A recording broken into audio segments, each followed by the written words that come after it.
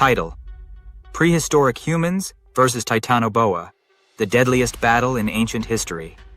60 million years ago, our world was a giant, suffocating sauna.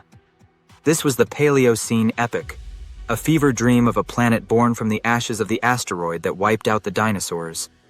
Life was making a comeback, but it was a brutal, superheated world, a perfect incubator for cold-blooded giants. Imagine being one of the first humans, a tiny tribe trying to survive in a place that wasn't a home, but a hostile alien world. Every shadow could be a predator. But the biggest shadow of them all didn't walk on land. It swam, silent and patient, in the murky water that was their only hope, and their most certain death. All right, let's get one thing straight. What you're about to see is a big what if. In reality, the mighty Titanoboa went extinct around 58 million years ago.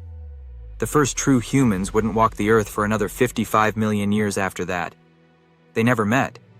This isn't a history lesson. Think of it as a cinematic clash, a battle between the ultimate predator of its time and the dawn of human ingenuity. Section 1. The Greenhouse Hell. Our story starts with a tribe on the brink.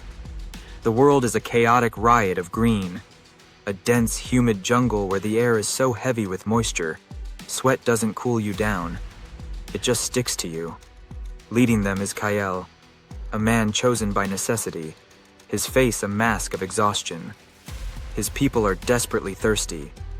The stream that fed their camp has dried up, and the animals have vanished, all drawn to the only water left for miles, the great, murky river. The elders whisper legends of this river, of a serpent god large enough to swallow the sky. But thirst is a more immediate threat than any story. Kael knows they have no choice.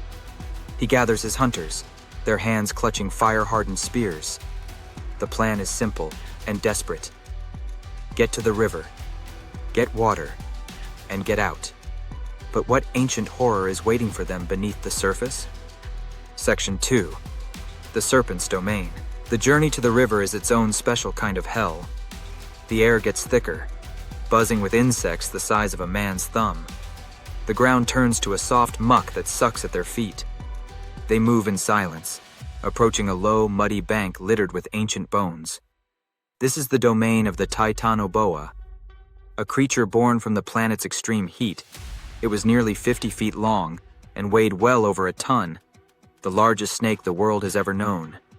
Its body, almost 3 feet thick, was pure muscle wrapped in shimmering green-black skin, the perfect camouflage for this murky killing field. As the hunters creep to the water's edge, the jungle goes eerily quiet. A young hunter, Ren, nervously dips his water skin in the river. The surface is unnaturally still. Something is wrong. Section 3. The First Strike. The water doesn't splash, it explodes. A head the size of a man's torso erupts, jaws lined with sharp, backward-curving teeth. It snaps shut with the sound of a falling tree, missing Ren by inches. Panic rips through the hunters. They scramble back as the Titanoboa just waits. Its massive head hangs above the water, its unblinking eyes watching them. This isn't a mindless beast. It's calculating. This was a display of power. "Go! Now!" Kael roars, dragging Ren to his feet. They flee, the image of that monstrous head burned into their minds. They've been seen. They've been marked. And they realize a horrifying truth. The serpent isn't just in the river. The serpent is the river. How can they survive when their only source of water is guarded by a monster they can't possibly defeat? Section 4. The Hunter's Plan. For 2 days, fear poisons the tribe faster than thirst. They see the snake in every coiled vine and every shadow. On the 3rd day, Kael makes a decision. They can't run. The river is their only source of life, and the serpent owns it. So, they have to kill it. The others look at him like he's lost his mind. How do you kill a god? But Kael isn't thinking like prey anymore.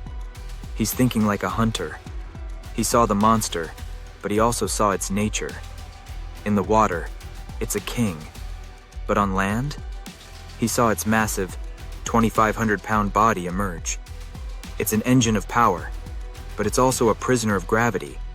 A plan forms, born from that unique spark of human intellect. They won't fight the snake in its world. They'll bring it into theirs. He points to a narrow bend in the river, where a steep bank gives way to deep, thick silt, a place where an animal that large would get hopelessly stuck. Is it a stroke of genius or a suicide mission? Section 5. The Deadliest Battle. They return to the river, not as survivors, but as a war party. This time, they aren't quiet. They shout and bang their spears against trees to provoke the predator.